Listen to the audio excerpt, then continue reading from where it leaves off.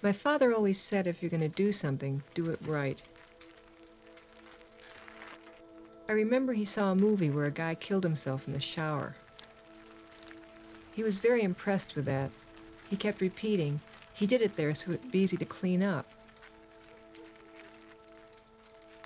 But where my father killed himself, the bloodstains are still on the floorboards. It's been over 20 years.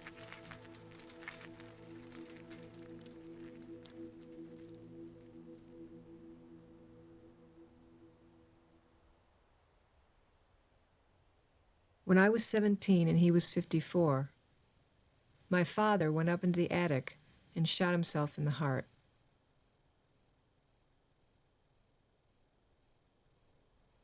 I didn't cry.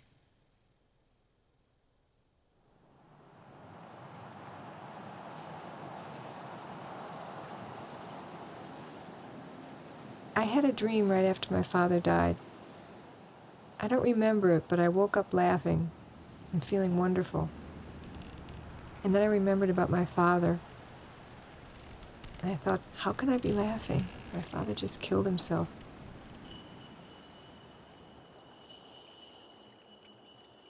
And then I had a dream that I was in the living room, and my father was lying on his back on the coffee table, and he was dead. And I remember I went up to him, and I was saying, I'm sorry, Daddy. I'm sorry. I'm sorry. And he looked at me. And I remember his eyes, pained, accusing. And I started to cry. And I woke up crying. And I remember I thought, nothing I can do will ever change that look.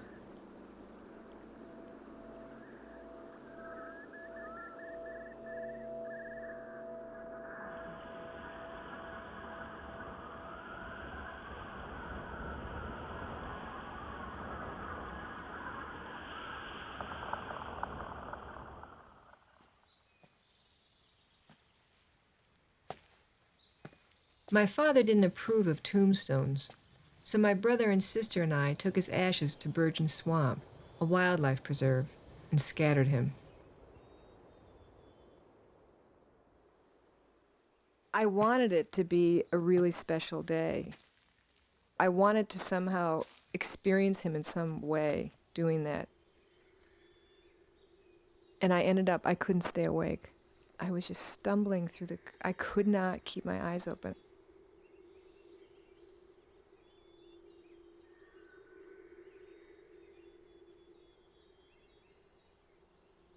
I remember being alone in this big grove. I chose special spots for the ashes. And then I looked up at the sunlight and the trees and tried to remember forever how beautiful it was. But I felt terrible for being so sleepy.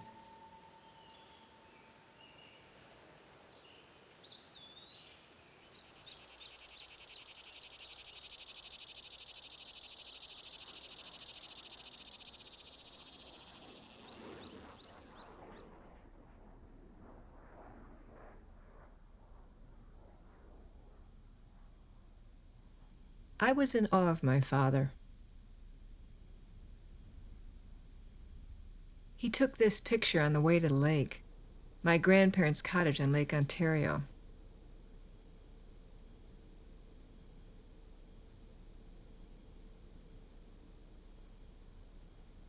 Driving with my father was always a thrill, especially to the lake. My brother and sister and I would beg to be driven through this beautiful woods. We called it the dark and sunny woods. We'd marvel at the sunlight and shadows surrounding us.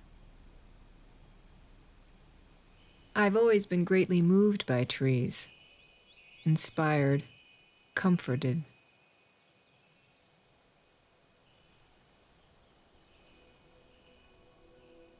I remember both these photographs, always hanging on the attic stairs. My grandfather, my mother's father, planted these poplars at the lake. When I was a child, these trees, This spot was one of my favorite places on earth.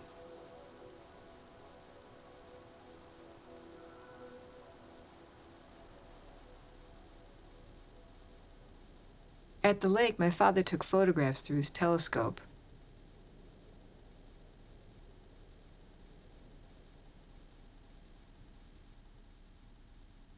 One of the truths I grew up with was that my father was a beloved doctor.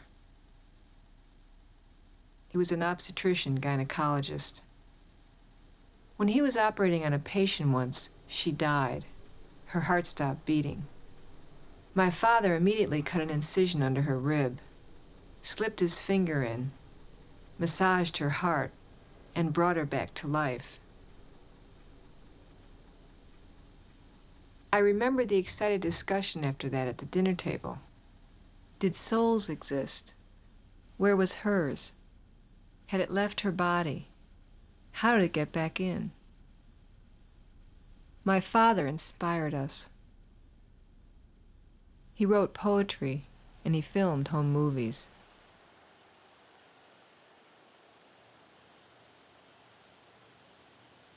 Me at the lake with my brother and sister. And my mother.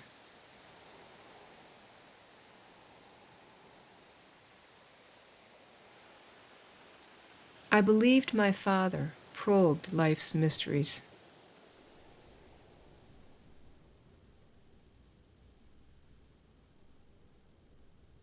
I used to keep this picture of him by my bed when I was a kid.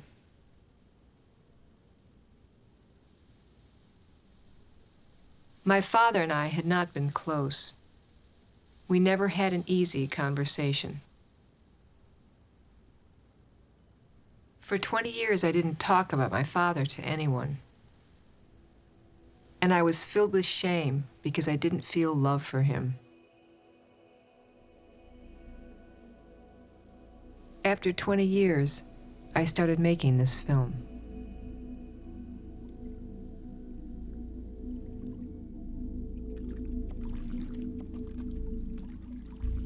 Me and my mother.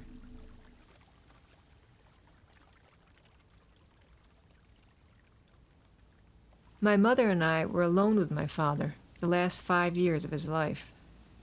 My brother and sister were away at college and graduate school. It was just my father, my mother, and I when I was in junior high and high school, and my father was completely remote.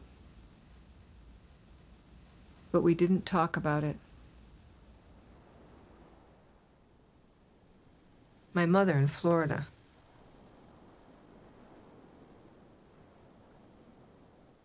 She was happy to talk about her early life with my father. But I insisted that we talk about his killing himself.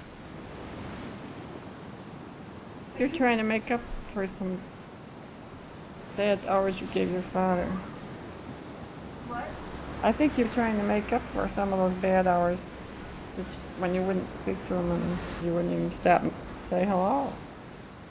Did I do that? See, I don't remember. Yes, you did a lot of that. You should tell me what I did. But you just wouldn't have anything to do with him.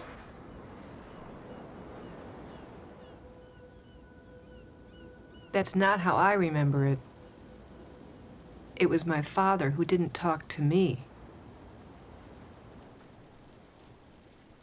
I keep running to my father behind the camera. How did I become so uncomfortable with him?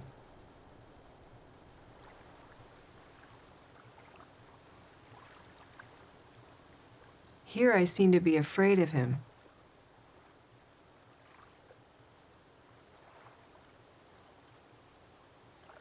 But maybe I'm making too much out of these fragments.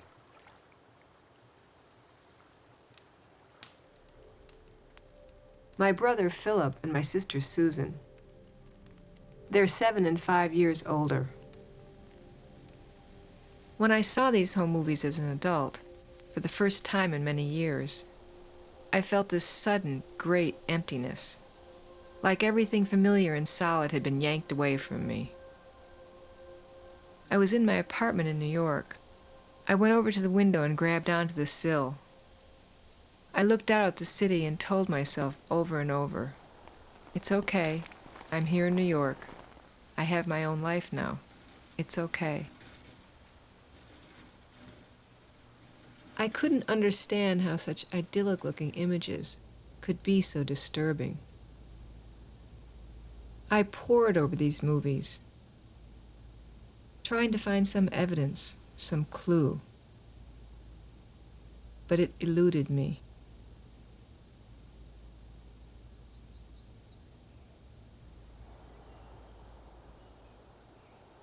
I was surprised my brother and sister didn't feel the same way.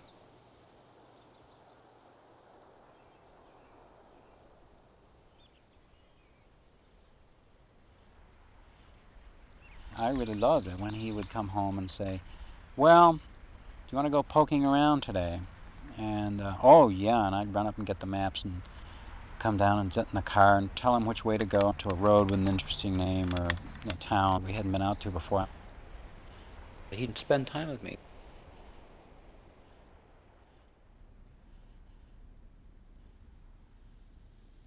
My sister was my father's favorite. The last thing he said was to take care of her.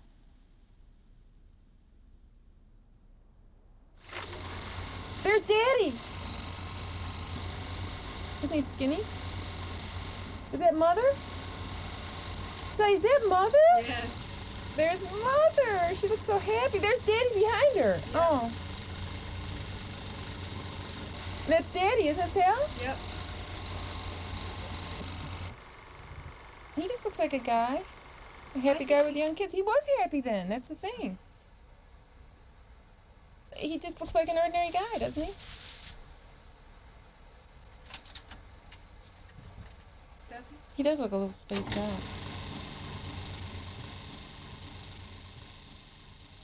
Sorry, I don't think I can ever do it. Do what? Talk about Daddy.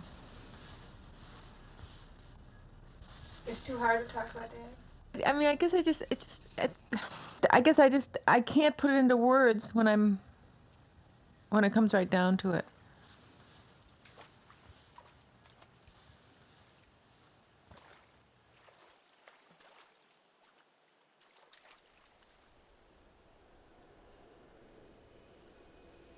I had a dream about my father, about the thrill of being taken somewhere by him.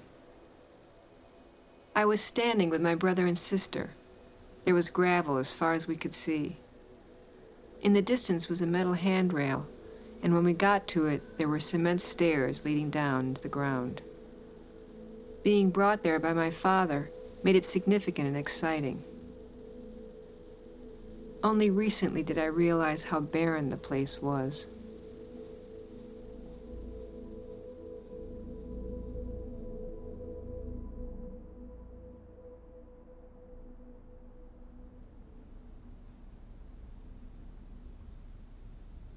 My father took this picture down at the lake.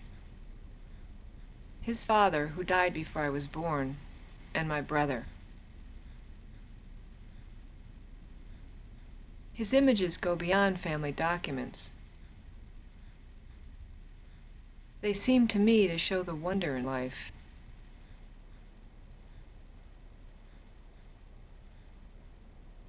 And the isolation of each being.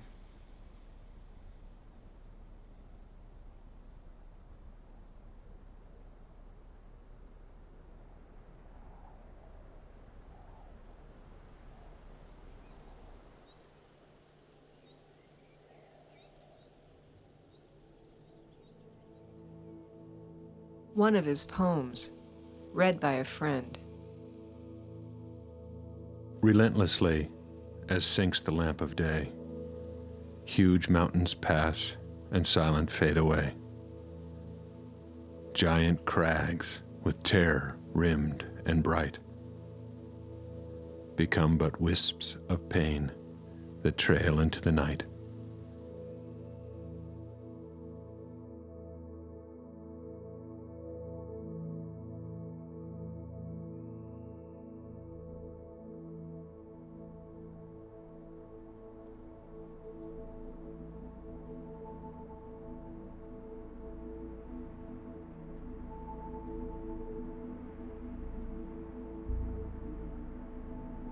I remember, when I was in high school, my father sitting at the dinner table, staring ahead, as a full plate of hot food grew cold in front of him.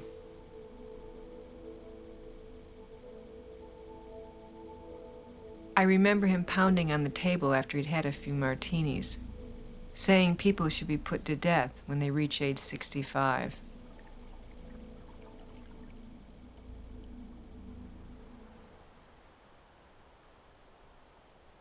The day my father killed himself was in early May. I remember being in short sleeves and feeling this incredibly soft, caressing breeze. I remember coming around the turn and seeing an ambulance in front of my house.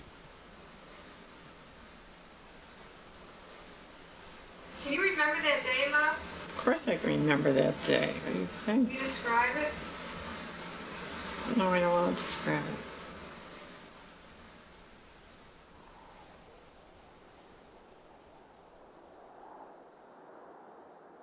It was terrifying for me to make this film. When I first started filming, I couldn't even film my own home, the house I grew up in. I have a shot where I just drive past it, and that's all you see.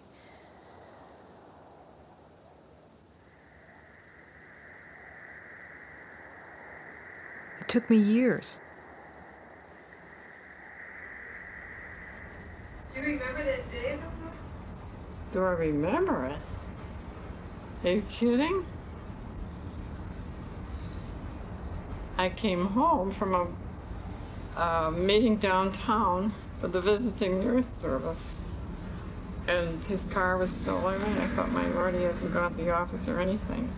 And then I went in the house and called up the stairs, and then I heard a shot. God, what did you do, Bob? I ran up there and moved him. He shot himself through the head.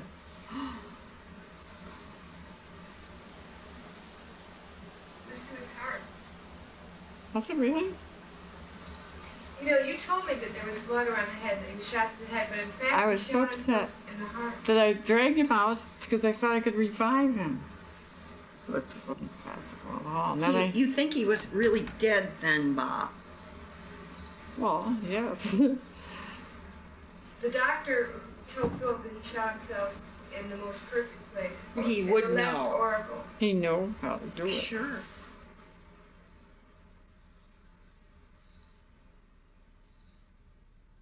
He could have been sitting contemplating what to do for an hour up there. And I'm sure that Mother has wondered if she hadn't come home whether or not he would have done it. One thing she has not blanked out is the fact that she called his name and then he shot himself. Really? He It was wasn't there. just the door slamming. Oh no, she was upstairs and he wasn't in his bed and she said, "George." It was upstairs? She was upstairs? I thought she had just come to the front door. No. She was upstairs? No, I hadn't realized that.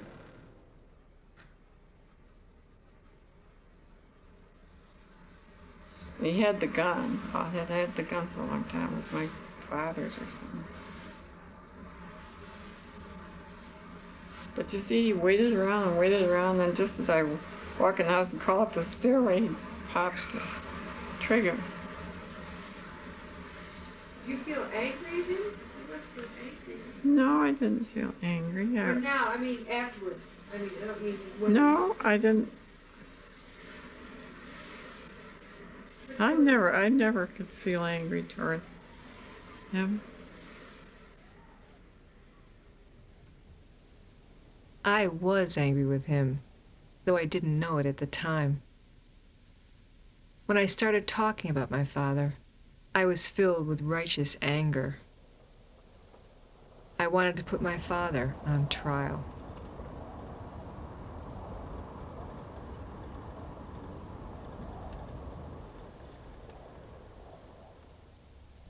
I accused my father of shattering our home,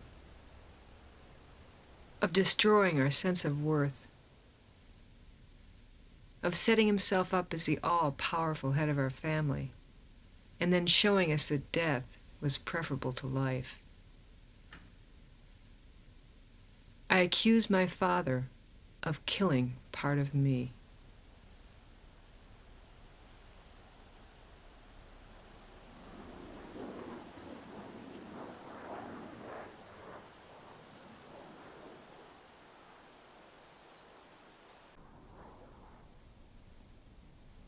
My father was born in Buffalo, New York.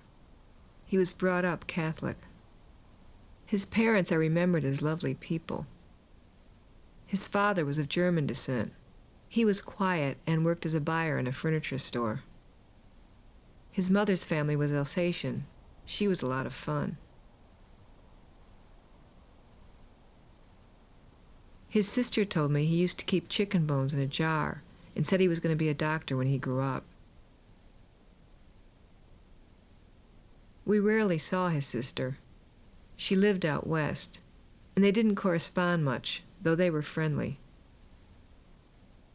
He was interested in hypnosis and unexplainable phenomena. Later, his favorite authors were H.G. Wells and Ambrose Bierce. When I was young, I was drawn to his seriousness in these pictures.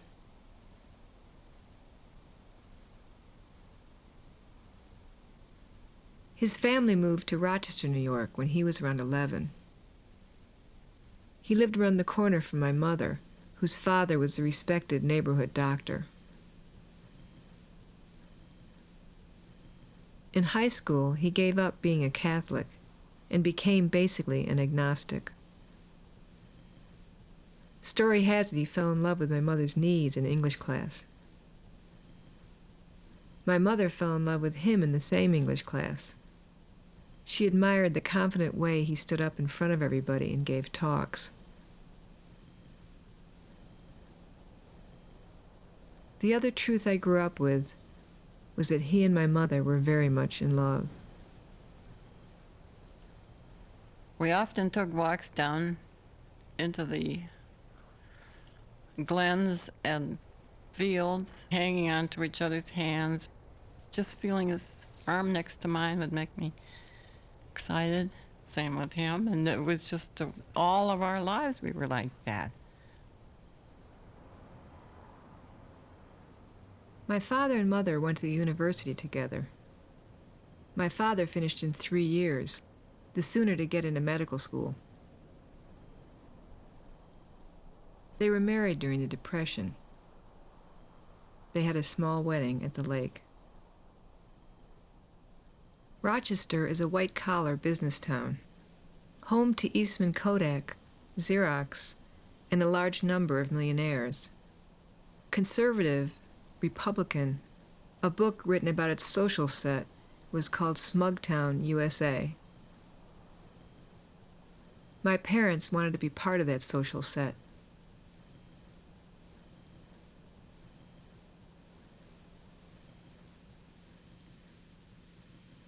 My father was ambitious to do research, to learn about ideas, art, music. He used to sit with the Encyclopedia Britannica open on his lap, just reading. His friends remember this picture of him as being typical during that time. They talk of him knowing the best jokes. I never remember my father laughing.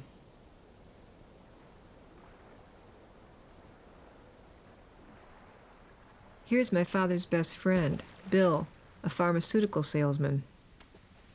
He called me his raucous friend. He was my idol. Okay? I was a much better man because of him. Really? Oh, sure. What little depth I had, he gave me. He was a real friend. Left a void which has never been filled.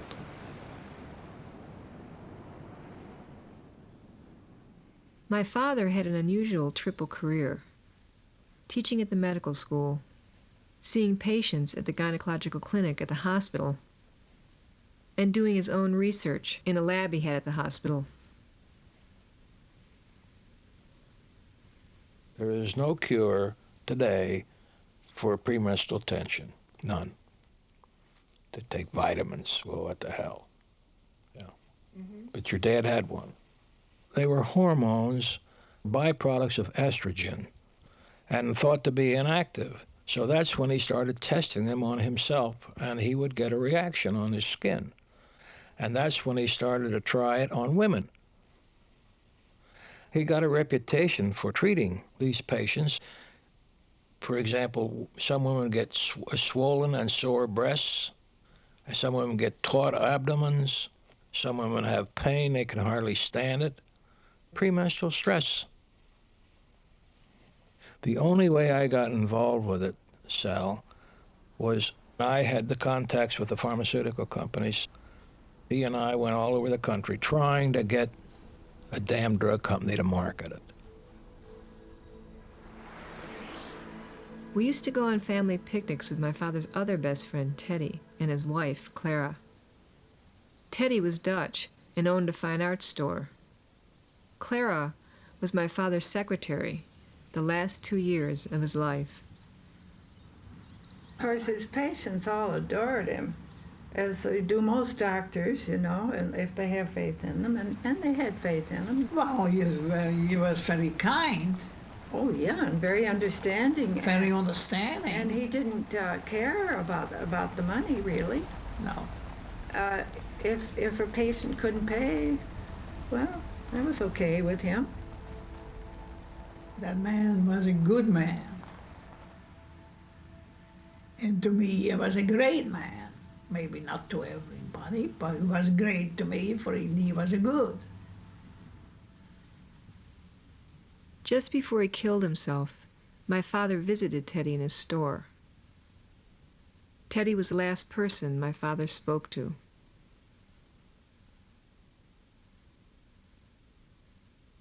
This is my image of my parents. I believed it and felt secure in it. Well, he didn't want to have any children until he could earn some money with his profession. As I realized that I was becoming close to 29 years of age, I thought that it was time for me to have a child. So I did the unpardonable thing of not using a contraceptive on his birthday, and Phil arrived 9 months from that date. My mother never did say how my father felt about that story.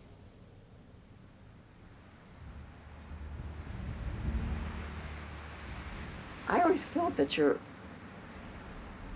mom and dad had a tremendous sex life. This is the feeling I've had. But I didn't know how much they knew each other. He wasn't especially great at hugging people, but he didn't even hug me sometimes. But see, I never thought he liked me. You mean all your life you thought that?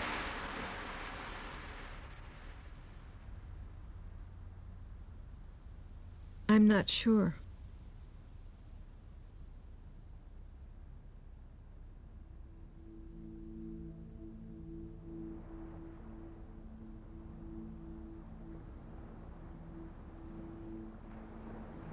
During my childhood, my father changed. This is one of his last poems, written when I was very young. Did you ever stop on a stair? Did you ever stop and reflect that the light at the end is blue? You cannot stop on a stair. You must either go up or down. The blue of the sky or the ocean deep.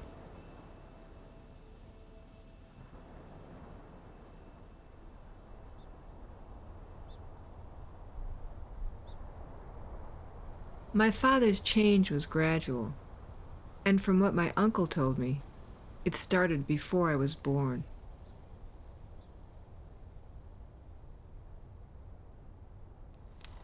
He said one thing once that absolutely flabbergasted me.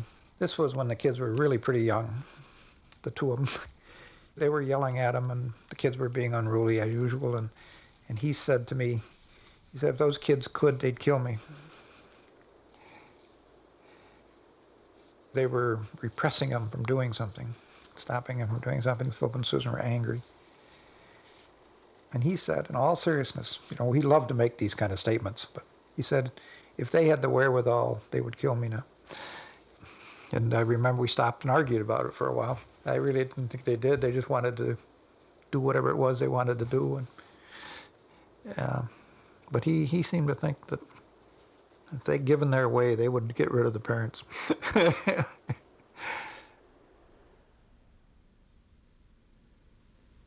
My brother, sister, and I, separately, used to sneak out of the house when we were in high school. Once, my brother came back through his window and found the light on in his room. He went to bed, and nothing was ever said about it. Weeks later, he mentioned it to our mother. She told him that our father had discovered him gone and waited up all night for him downstairs. But my father never said anything about it. When I was in high school, if my parents said I couldn't go out, I put pillows in my bed and went out the attic window. I don't know if my parents ever knew.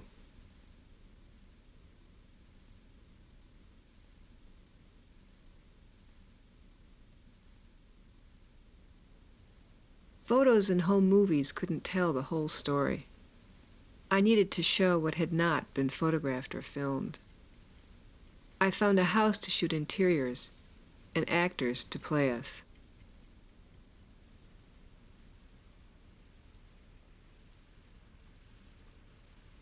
Me as a child,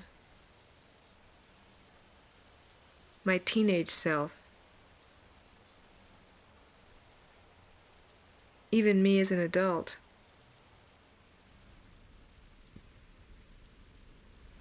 I tried to portray an impression of my mother as she carefully tended our home.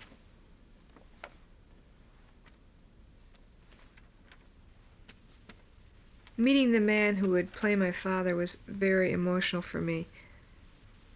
He looked a lot like him, and it was so strange to be sitting and talking with this man who was smiling and who was actually talking with me and listening to me.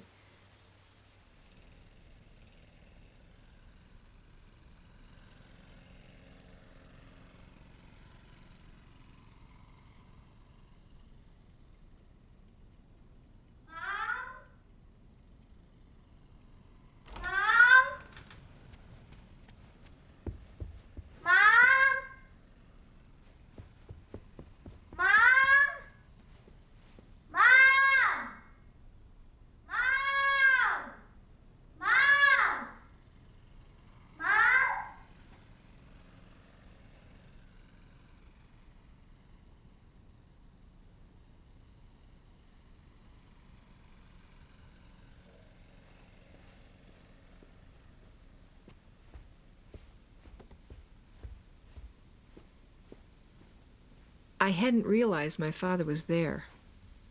I was embarrassed he'd heard me yelling, and for my mother and not him.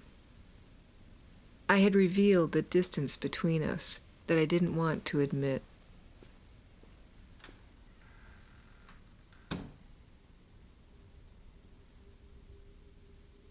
A drawing I did as a kid.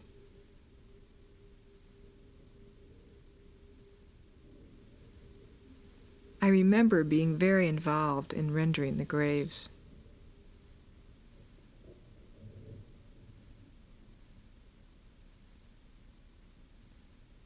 I wonder how much was just youthful, morbid fascination, and how much was influence from my father.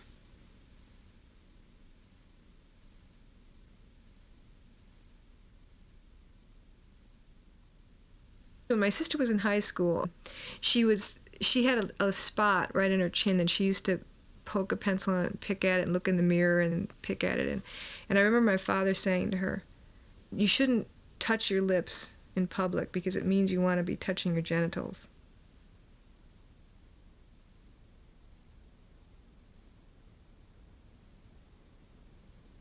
I regarded my sister as a great artist.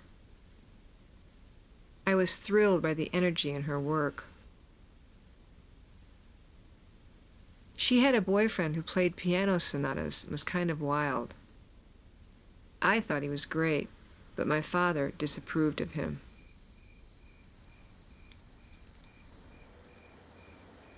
I was in love with your sister. I'd come around. It was very formal. Your father kind of kept to himself, but he would sort of appear and come in and didn't say very much and didn't talk very much and made it very awkward to get to know him. I always remember the difference when he wasn't there and then when he came home. He'd come in and everything would freeze up.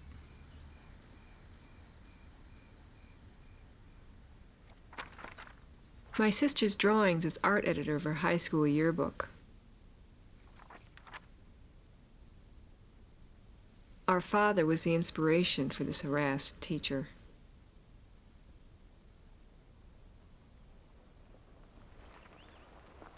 When I was around 10, my father went out into private practice. My brother and sister were going to college. He needed more income. He had to give up his lab at the hospital, so he carried on his research in his office. He had a lot of patients referred to him from the psychologists who knew of his work. He had doctors from Los Angeles, doctors from Japan came and visited him because Japan didn't have the same kind of drug laws that we did. This stuff became an over-the-counter drug in Japan, and the Japanese women are feeling, many of them are feeling better because of George Heckel's research in Rochester. He was eager to do research, but he also had to have his office and support his family. Research, you don't get paid much. He wanted so much to get ahead. Things that men like to do on weekends. He wanted to learn how to play golf and belong to one of the clubs. And he did a very damn good job of being an obstetrician gynecologist. All the Kodak hierarchy were having their babies delivered by Dr. Heckel. How important he thought it was when he got accepted into that club. That opened up to me a facet of his personality that I didn't know before. Apparently it was so tough to get in that he was very fearful that he would get blackballed. And when he didn't, he was delighted. And that surprised me.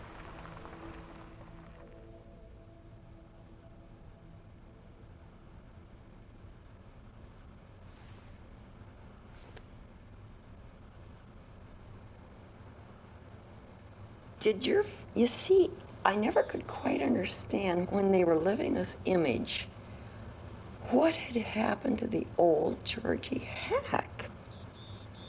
Where was he?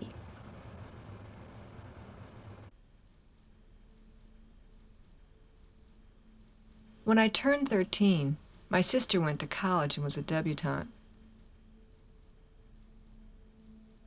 It was an important moment for my father, an achievement he'd worked for.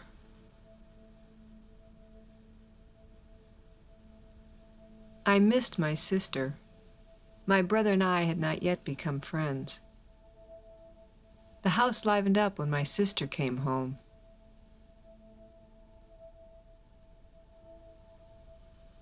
When we were younger, we would fight. But we became close, and for a while we looked alike.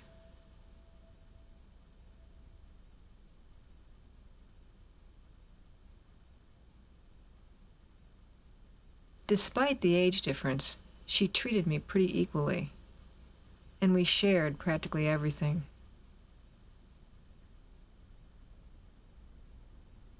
I loved her and cherished the time we spent together. Her going away to college was a big loss for me. It left me alone at home with my parents.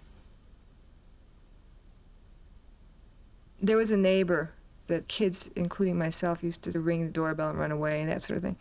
And some other people whom I knew, I was not involved with this. They took firecrackers and they set them and rang the doorbell, and she came to the door and the firecrackers went off. And I knew who'd done it, but I never would have been involved in it because to me it was a mean thing. And she was a patient of his, and she'd had a number of miscarriages, and she actually had a miscarriage after that happened. Anyway, my father thought that I had done it, and he called me into his room, and he said, "Now, it's a terrible thing to do." And I was so offended that he would think that I would do something like that. I remember I just cried and cried and cried, and I just couldn't believe that he would think that I would do that, because I never would have done it. My father never said that he believed me or he was sorry. He said nothing. I had assumed that my father knew me, but suddenly I realized that he didn't. My high school artwork. One of my eyes is practically blind, and it wandered, and it couldn't be corrected by glasses. And my mother took me aside and told me that my father found a wandering eye very unattractive in a woman. And even if a patient who was very beautiful, he found her unattractive if her eye wandered. So she got me to wear a contact lens, and actually it helped me. I saw how I'd get this second image, and I learned to pull it back together. But my father never said a word about it. He never said whether he noticed that I could keep my eyes aligned. Just didn't say anything. I wanted so much for my father to be interested in me. I yearned to understand myself and to talk with him about it. But he didn't seem to care. I thought his indifference was a low opinion of me, and I pulled further away from him. I'm remembering the last 2 years of my father's life. I didn't know what an effort it was for him to act as if everything were normal. And I didn't realize that under my cool exterior, I was hurt and furious with him. My sister sent me handmade cards.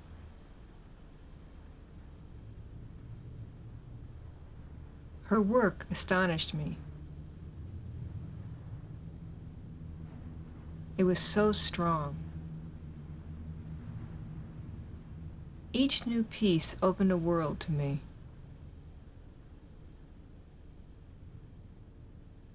I looked forward to her creating like this all our lives.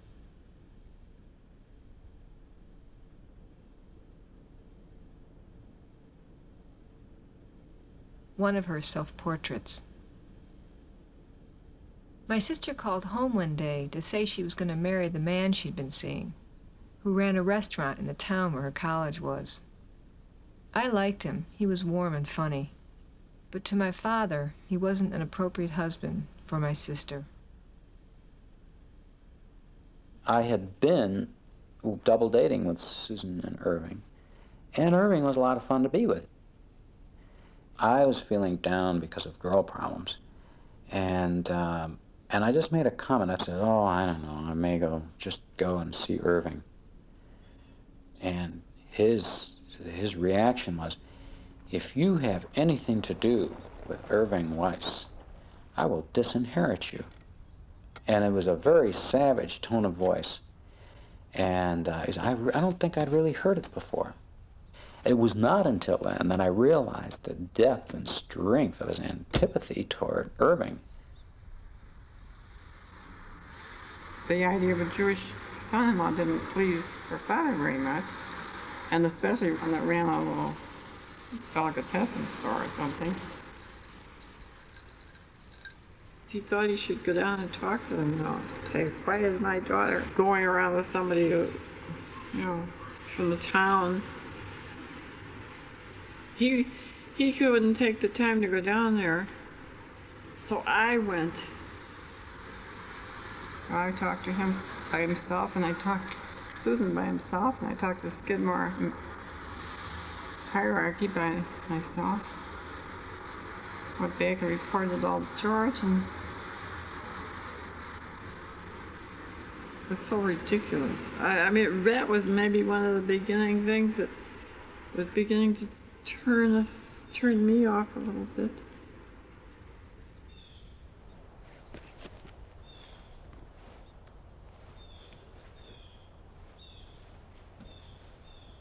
But I happened to go to the hospital in Rochester with a friend and her mother one day, and I walk in the lobby, and my sister was sitting in the lobby. And I was totally surprised, and I said, "Susan," and she just sat there and kind of had no response really. And I said, "What are you doing here?" And she said, "I'm going to have an operation." And I was just astounded. I mean, I didn't know anything about this, and so I asked my mother about it, and she said, "Oh, it's nothing. She's having a D&C, a dusting and cleaning," she said.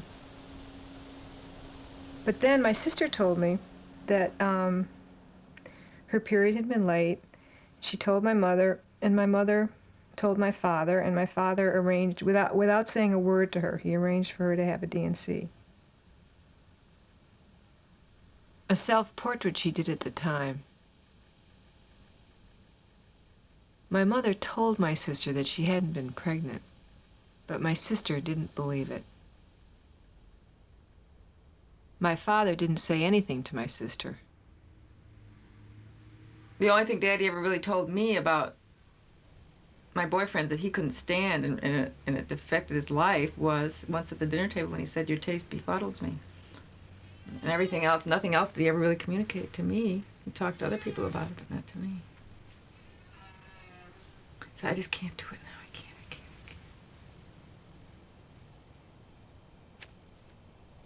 I was horrified that my father would take control of my sister like that.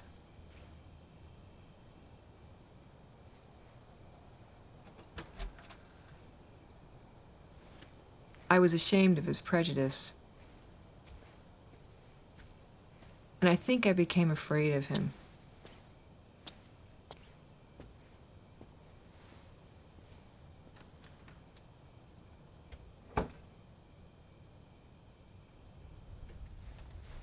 I hesitated to trust my mother.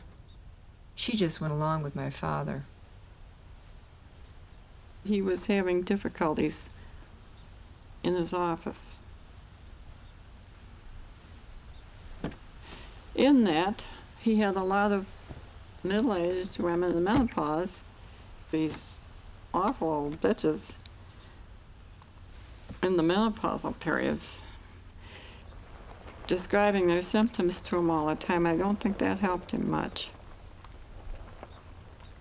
And they were very queer. Some of them were very queer. And he gave so much time to them that it used to annoy me because I kept the books and I felt that we weren't getting any very well in the financial end of it, because he would talk for 30 minutes or so and not charge them. For 40 minutes, 50 minutes, their appointment might be for 20 minutes, you know, but he would go on listening and talking. He was too good to them. It wasn't what they needed. I don't believe it was. I don't know. I wasn't at the office.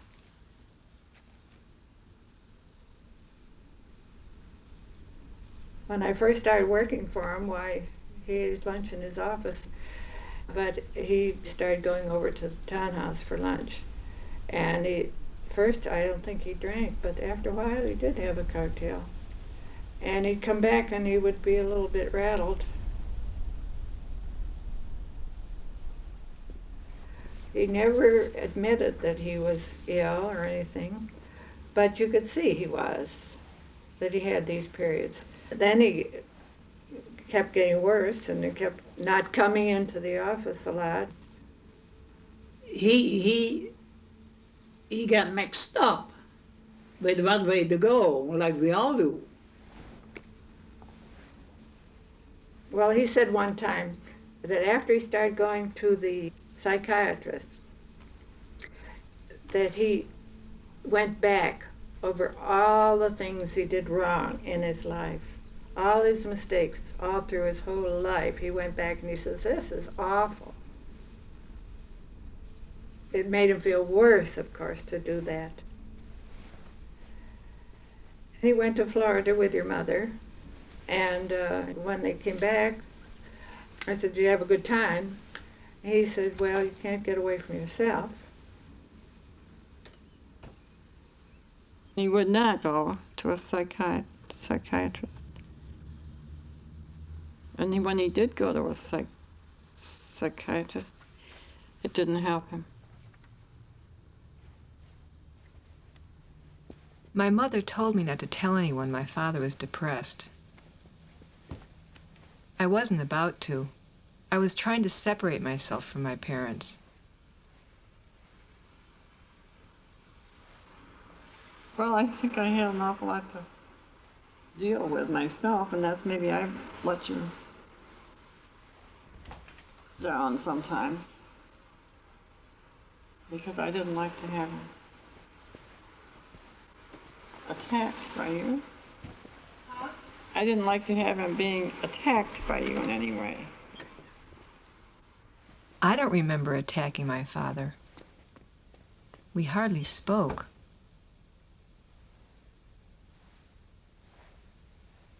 But I did avoid him.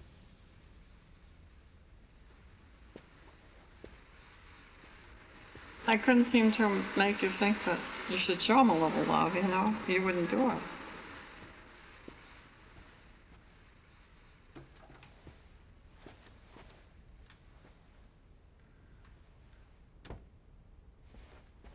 My mother asked me to be nice to my father because he was so depressed. I had no idea how to do that. I knew I wasn't being nice, but I couldn't be any different.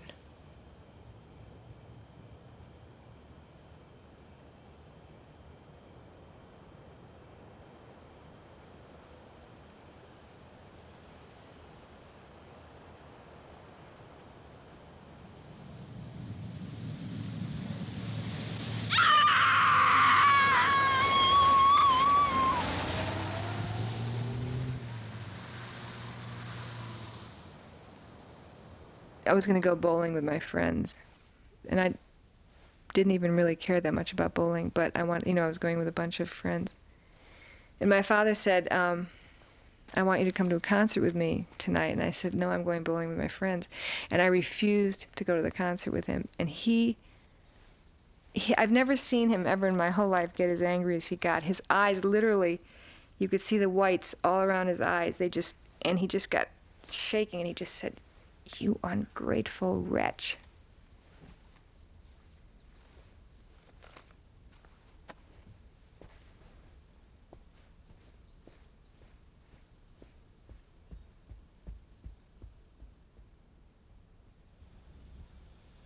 I felt the full force of my father's contempt.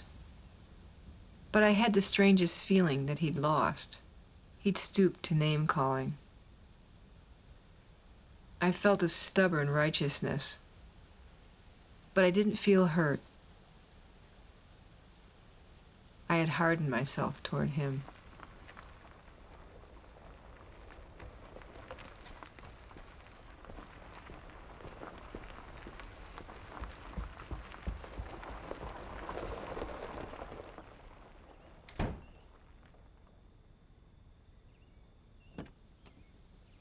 My father finally got a patent for his research, pregnandiol. It was selling in Japan, but he didn't get any royalties.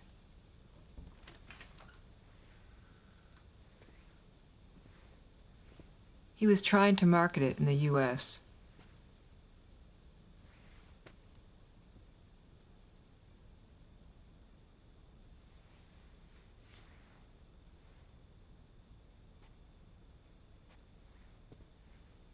I was able to get the Syntex company to make up a whole bunch of pregnandiol tablets for him because he found out that it was as effective orally as it was intramuscularly.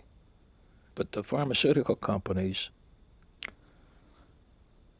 I remember the head of the research staff at SIBA, who is a Swiss, said, "This is sheer witchcraft." They didn't believe it. Okay. And they didn't want to take the time to research it themselves to prove it because there was no dollar sign in their mind at the end of the tunnel. That really got to your dad.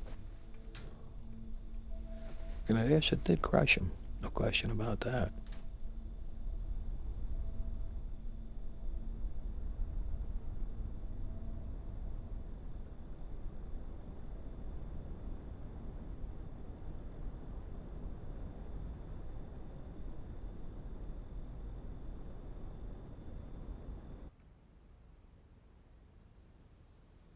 We didn't see his note for a week because the detectives took it. Dearest all, it is for the best. Better this than for me to be in and out of institutions. It is what I have always advocated in situations like mine. He didn't sign it.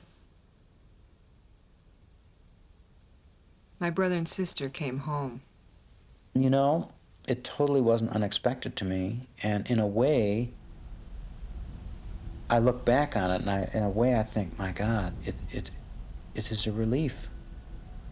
You know, I mean, he's gone, that's it. That's the end of that. Any problems there ever were there, that's the end now. You know, his problems, the problems he had in dealing with the world, that's resolved.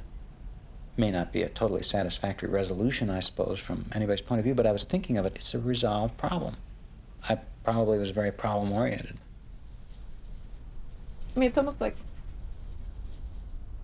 getting above it and not seeing it as such a tragedy, because really all he was doing was taking himself out because he thought that he was not functioning properly anymore. So he thought he was doing the world a favor. I think he did.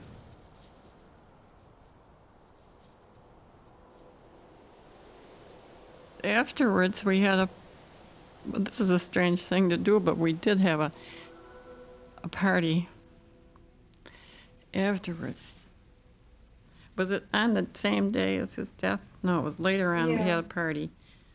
My mother's sister. Well, I was a little dazed during that time, but we had a party. And that was what was good for us. We had all the neighbors in and everybody's having drinks. And I think he would have liked that, really.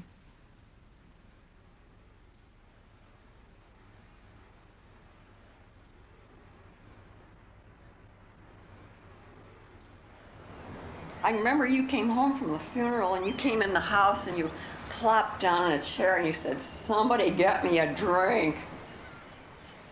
Oh, yeah, probably. And that's when it started. And Yes. Don Beatty was saying, "This is the best funeral I've ever been to." Well, I talked a lot with Mary and Alan. We did dishes in the kitchen together after the, whatever you want to call it, after the funeral. And she was worried because you hadn't cried. She was real worried about it. I probably wept a few tears somewhere. I just marveled at the way your mother, coped with that whole thing. And yet, when Mary and Alan said, "Diddy, I've just got to say this to you. There hasn't been a tear shed in this household." It seemed to me as though everybody was holding stuff in and putting forth a tremendous front or something. I mean, even you kids. It seemed that way to me. I didn't see you kids cry. Did you? I didn't feel like crying.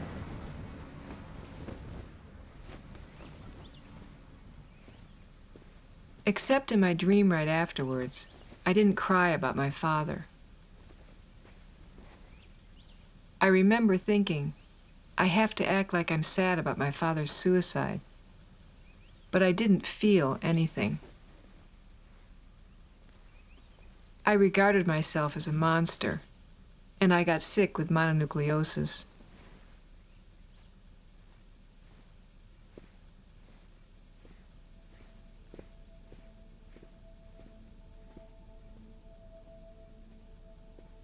But I also felt a kind of liberation.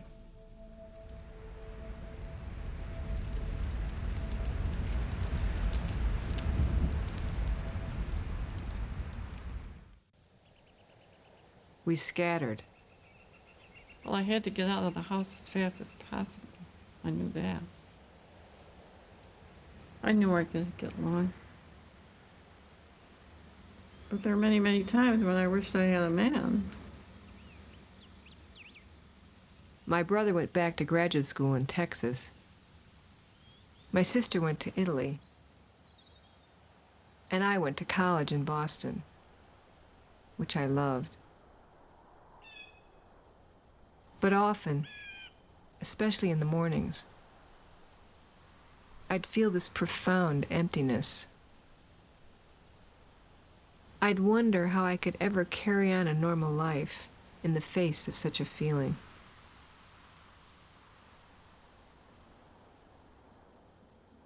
I wrote this poem. Whose life is this? I found it lying here. I just stepped on it. I wonder whose it is. Perhaps it's mine. I'm not sure. I seem to have misplaced it. I thought I had it. I thought I knew.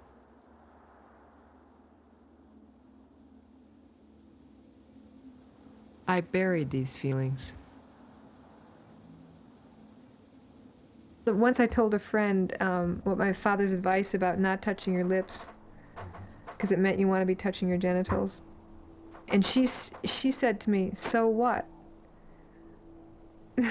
And that question had never occurred to me.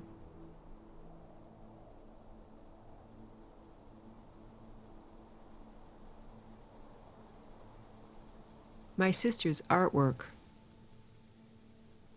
She decided that she wanted to go to Florence and learn how to draw from the great masters, from Da Vinci and Michelangelo. And so she had planned to do that, and then my father killed himself, and then she went anyway.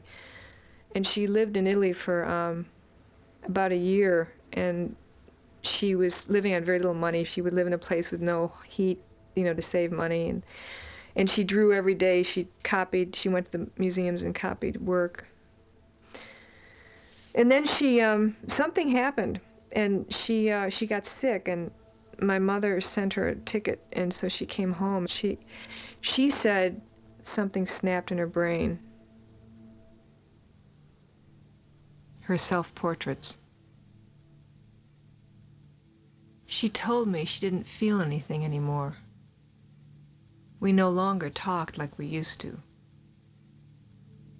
She was constantly anxious. I had a dream that my sister had fallen down a well and died. I woke with a ball of pain in my chest.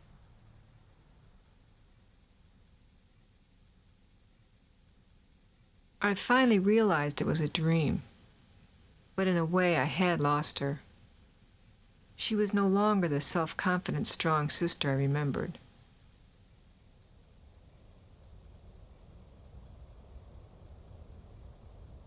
My mother, photographed by me.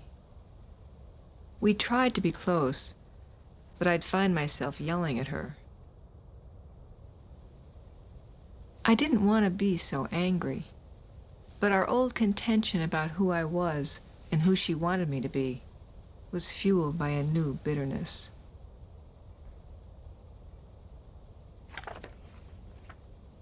My self-portraits at the end of college. I had times of intense self-hatred where I could find no likable quality in myself.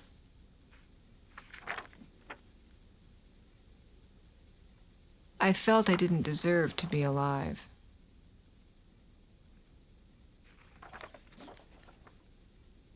My friends and family were not aware of my desperate moods. They thought of me as the normal, happy young person I appeared.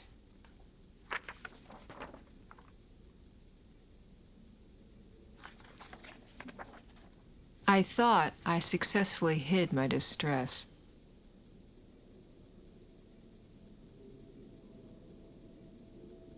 But I started having terrifying spells of panic. I felt I might suffocate or go crazy. This really scared me, and I started being afraid to be alone. I thought there was something wrong with me, and I was ashamed.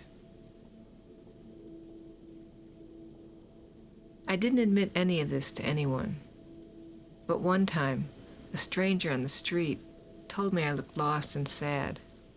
I was mortified that I wasn't able to hide those feelings. It never occurred to me that my father's suicide might have something to do with all this. Finally, one morning, I felt such desolation that for that whole day and into the next, I lay in bed staring at the ceiling, inert, unable to get up or eat. I knew no one could help me. So finally I decided that I had to get up and propel myself into action, to find some work that, from my mind, would give my life meaning. I started out preparing to become a teacher, but within a year I'd found a new goal, which I threw myself into, and which consumed me completely. I wanted to make films about what was beneath the surface, what was unspoken. I devoted myself to this.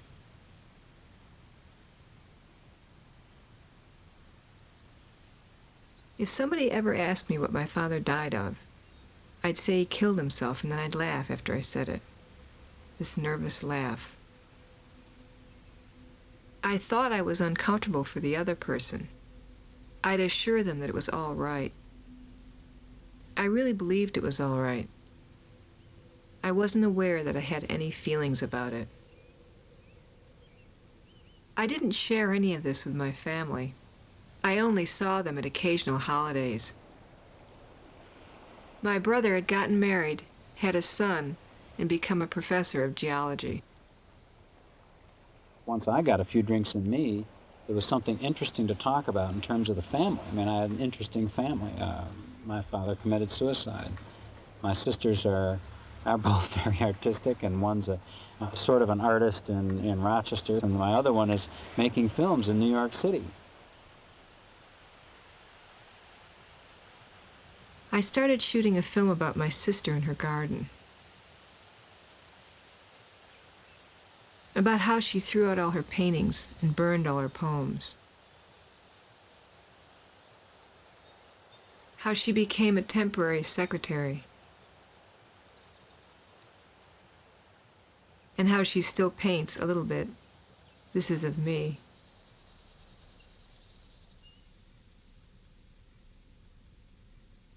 But I had no idea how to make that film. Instead, I made a film about a woman accused of murdering her cold, silent husband.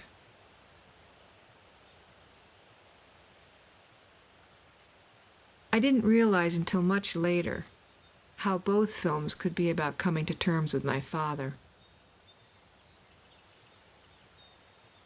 At the time, I was trying to prove myself to him.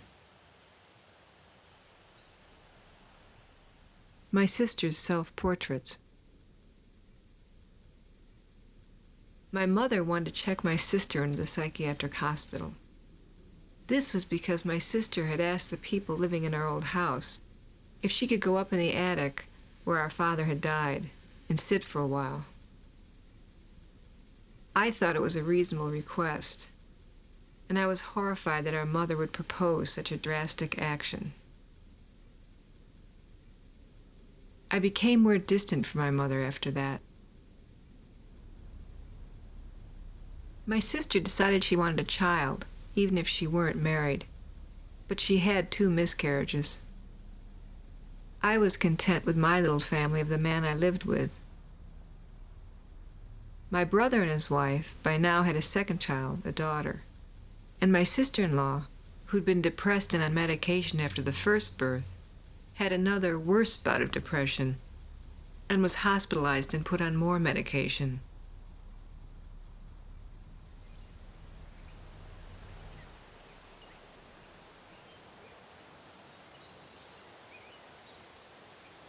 My sister had occasion to go back to the house we grew up in. The woman who'd recently moved in told her that sometimes she felt a presence in the rooms. Nothing scary, just a sad, benign presence. She had not known about her father's death there.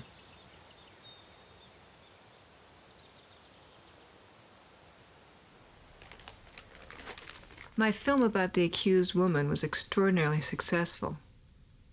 My life was everything I wanted it to be. But the old feelings of desolation returned. I felt such anguish that I'd find myself imagining plunging a knife into my back or pulling a trigger aimed at my head. This was happening almost daily. I didn't think such thoughts were out of the ordinary until I alluded to them to my boyfriend, and he was visibly shocked and upset by them. I faced this emptiness every day, and my old ways of coping with it no longer worked. I felt I needed help. I went to a therapist. She asked me about my family. This sad story about everyone poured out of me, and when I said my father killed himself, I burst into tears. That was the beginning of realizing how my father had affected my life.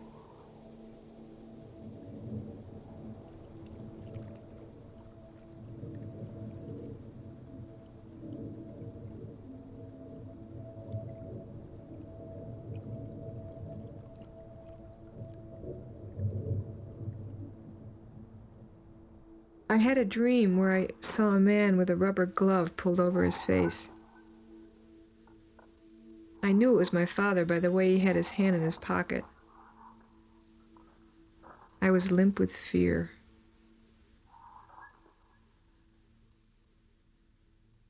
I realized that fear was in the background of all my thoughts about my father.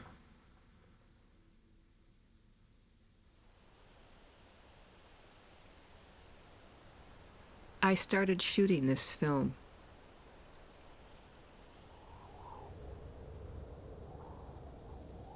I got sick for 4 months with undiagnosed fatigue and strange blood count. I felt it had to do with bringing up my father. They were the same symptoms as after he died. I realized if I wanted to be well, I had to free myself of the way I used to see things.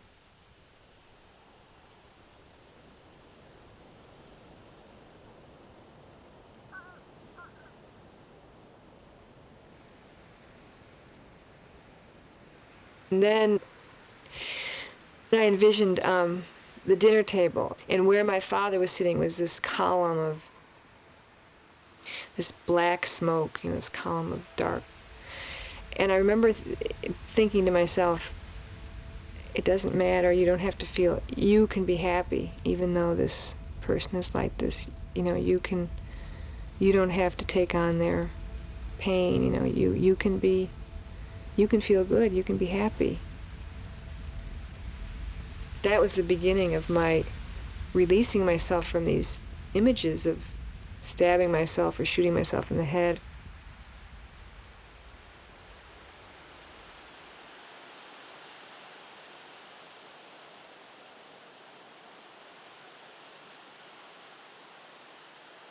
The only reason there was any problem with your father was the reaction, his own body's reaction to him experimenting with himself with the drugs. The pregnenolone. Taking small doses of a potent drug many times can set your brain off. His depression was caused by taking subclinical doses for a long period of time of an estrogenic substance. And how do you know that? Because he told me.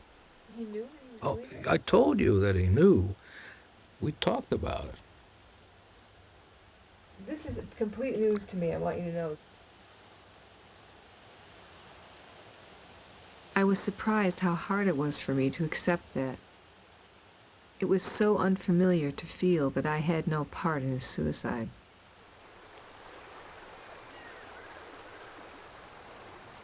Without it, who was I?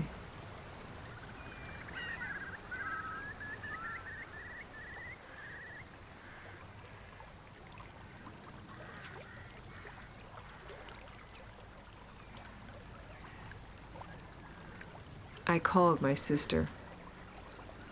But Sally, sometimes I think I'm schizophrenic living in this town, because sometimes I live forgetting my past, and then sometimes I let myself think, and I hate my thoughts, and I hate the past, and I hate myself, and I don't know what I'm doing here, and I get really feeling like a psycho, I blamed my father for my sister's state of mind. It dawned on me that maybe my sister's miscarriages were connected to our father making sure she didn't give birth years ago. No, I tried to get away from Tucson. Don't say only you, because I used to resist his presence because it just was appalled when I was young, in high school. I remember it. I would be listening to classical music and he'd come in the room and I was writing or drawing and I just bristled up and wouldn't look at him and wouldn't talk to him. I did the same thing. I didn't want him around. Yeah. He was the only one. Philip said that too. That he did it too? Mm-hmm. Oh, poor thing. But my brother didn't seem to agonize about our father. God, I want to show him his grandchildren. I want him to never see them. It's interesting, when I was out with Aunt Marjorie, and we talked about it, and I said, I think he knows. Even though I'm not sure whether I believe in continuity of the spirit and that sort of thing. I think he knows. I wish you could see him.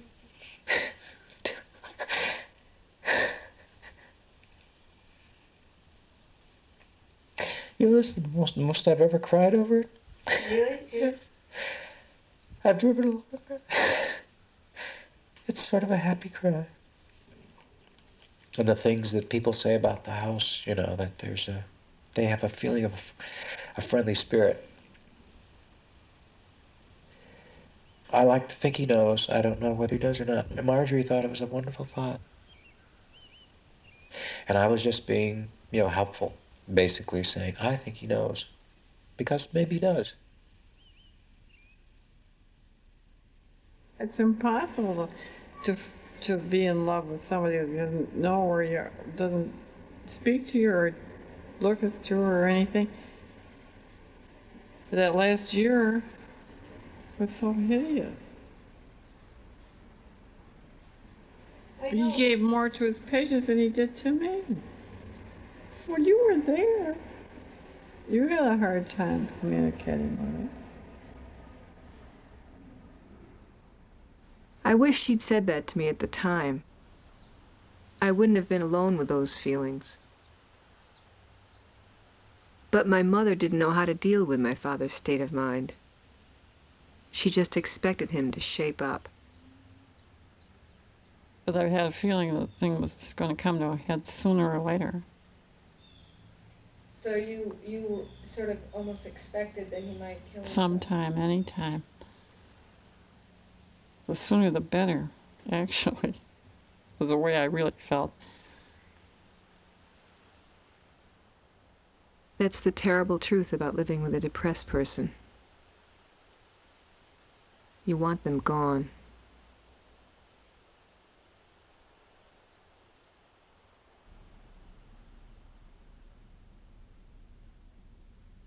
In those days, the only treatment for depression was shock therapy.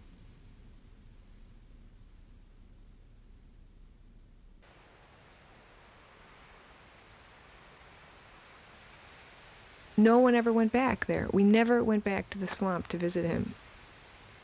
More than 20 years had gone by when I finally decided to go back because I wanted to shoot, and I was so scared. My heart was pounding.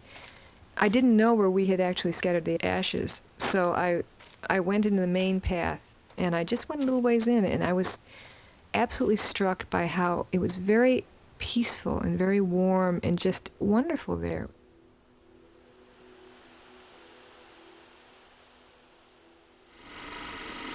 Look. Who is it with you? Who do you think? Daddy? Yeah. Wait, I have to stop. Daddy comes in carrying you with one arm, boy. I know, but when I saw this, and I have to tell you, I was so amazed. I never thought Daddy ever held me, and I kept stopping and filming, trying to see if it was really him and really me. And oh, I get closer. Phil, you're just persecuting yourself. I don't believe it. Isn't it sweet? I was so. I remember him holding you down to the lake in real life, not from a movie. I remember him holding you. We had some good times. Gee. Yeah, we did. I had the feeling we had good times. Daddy holding you without one arm, boy, he was brave.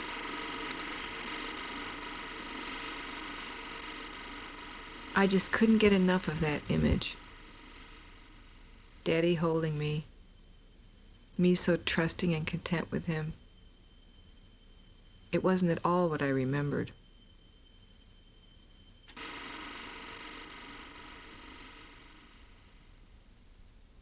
I found pictures of my father looking at me tenderly.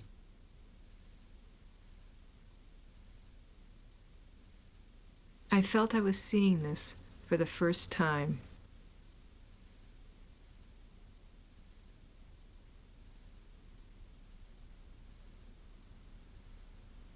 There's always the feeling that I failed him. I never said to him, I love you. I never told him I loved him.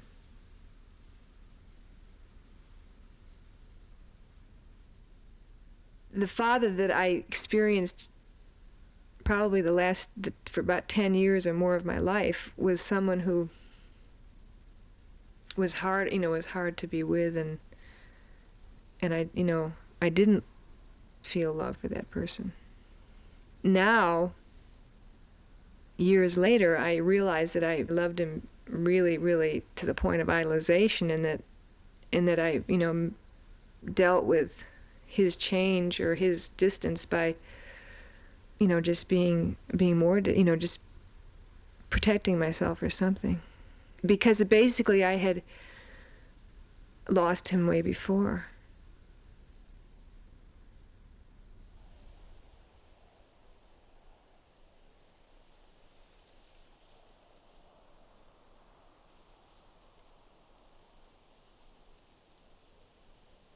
I had to understand that my father's suicide had nothing to do with me. And I had to find myself in the face of that nothingness.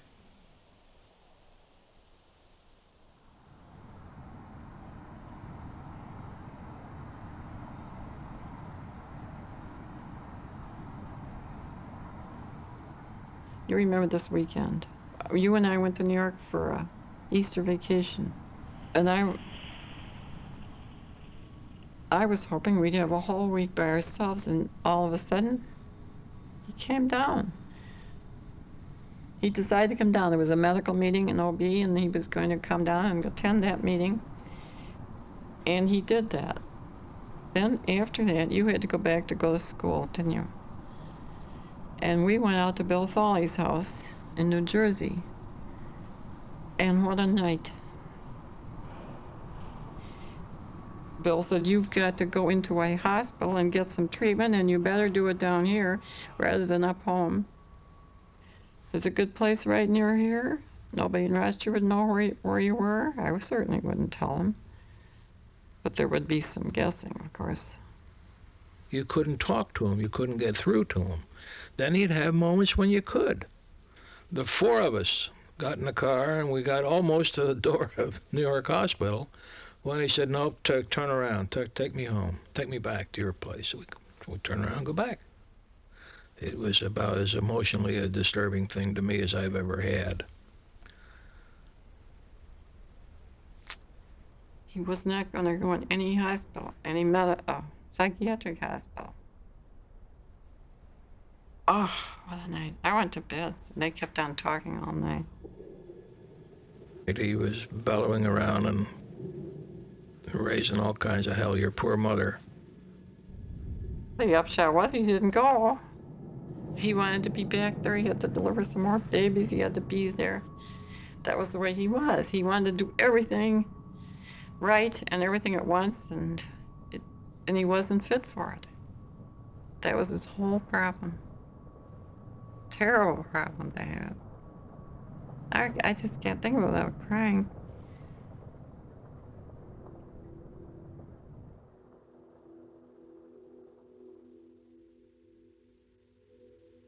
They came in and they asked me if I wanted to see my father before they took the body away. I said I didn't.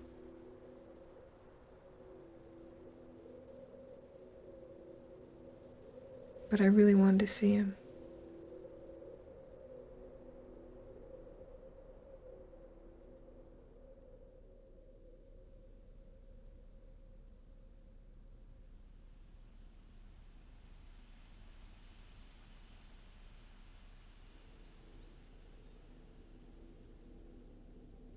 The autopsy read as follows.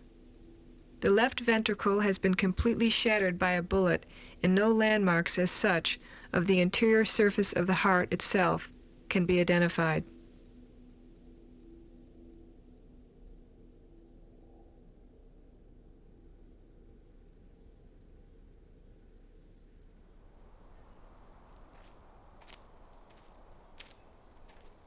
The third time I went back to Virgin Swamp, and I actually got to Hemlock Knoll, to the place where we'd scattered ashes.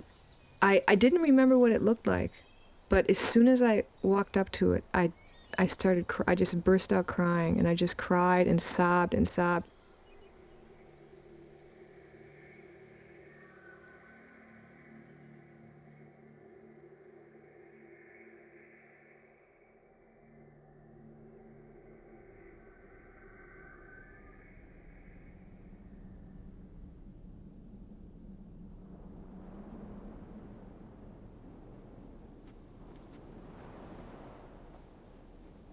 I would like to have told all this to my mother, with a new closeness and camaraderie, but she lost her memory. She had no idea what a daughter was, or a husband.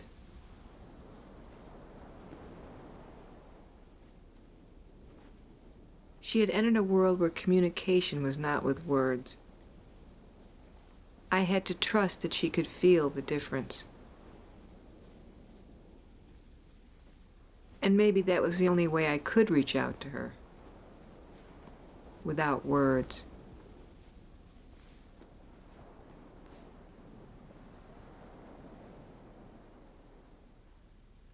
Amazingly enough, my sister did get pregnant again, and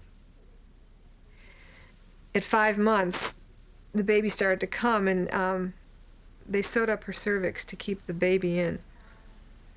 But then the stitches started to break, and so they rushed her to the hospital and did a cesarean at 5 months, and she had a daughter.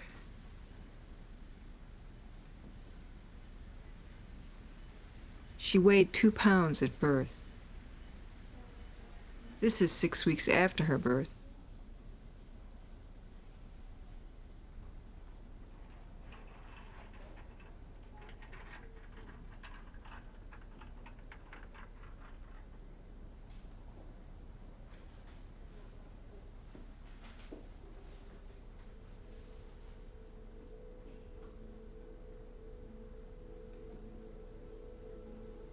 I felt my sister had prevailed over our father's actions years ago. She'd taken control of this part of her life.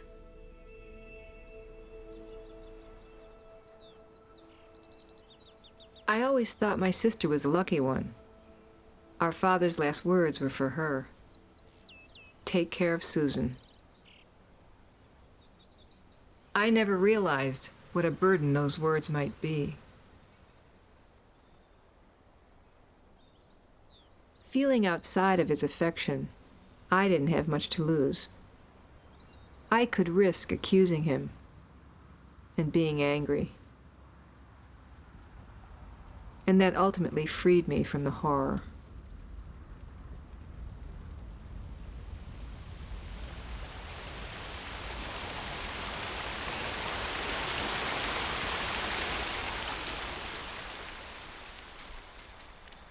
I dreamt I talked to my father. We exchanged joking, teasing familiarities. Then I dove into a beautiful tree-lined pool.